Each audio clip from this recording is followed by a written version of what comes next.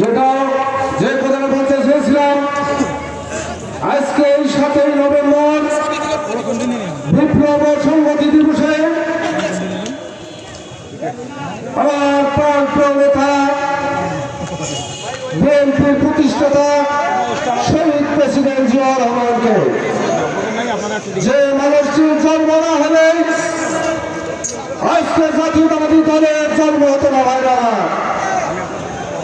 আজকে আলোচনা সভার উপস্থিত রয়েছেন বাংলাদেশ জাতীয়তাবাদী দল বিএনপি নীলফামারী জেলা শাখার নবগঠিত আহ্বায়ক কমিটির সম্মানিত সভাপতি সদস্য জনাব আকবর আলী।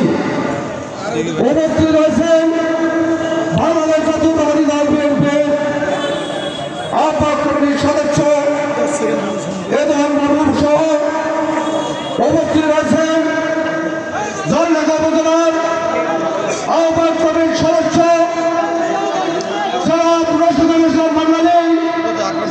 উপস্থিত রয়েছেন বাংলাদেশ জাতীয়তাবাদী দল বিএনপির প্রতিষ্ঠাতা সেক্রেটারি আনাজ শহীদ আলী। উপস্থিত রয়েছেন জিডু চৌধুরী সহ বিভিন্ন ইউনিয়ন থেকে হতো বিএনপি নেতৃবৃন্দ এবং সকল অঙ্গ সংগঠনের নেতৃবৃন্দ সহ আমার সামনে উপস্থিত প্রিয় জনতাবাসী সবাইকে জানাই সালাম।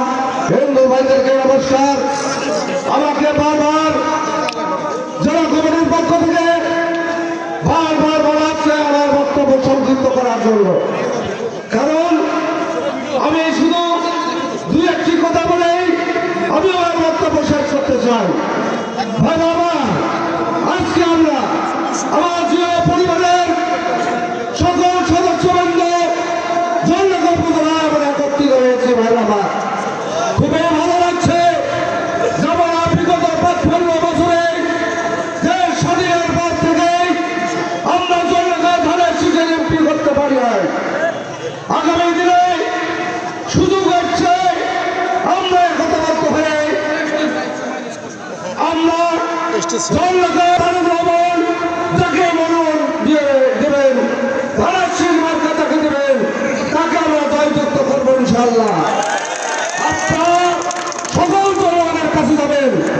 আজকে যারা বিএনপির নামে অপপ্রচার চালাচ্ছে তাদেরকে 4 লাখের মাটিতে আমরা স্থান দিতে চাই না। ভাই আমার, আমি আমার বক্তব্য দীর্ঘায়িত না করে আমার আবারও শহীদ জিয়ার খালেদা জিয়ার শহীদ জিয়া খালেদা জিয়া জিন্দাবাদ, আমার দেশ রত্ন তারেক জিয়া জিন্দাবাদ।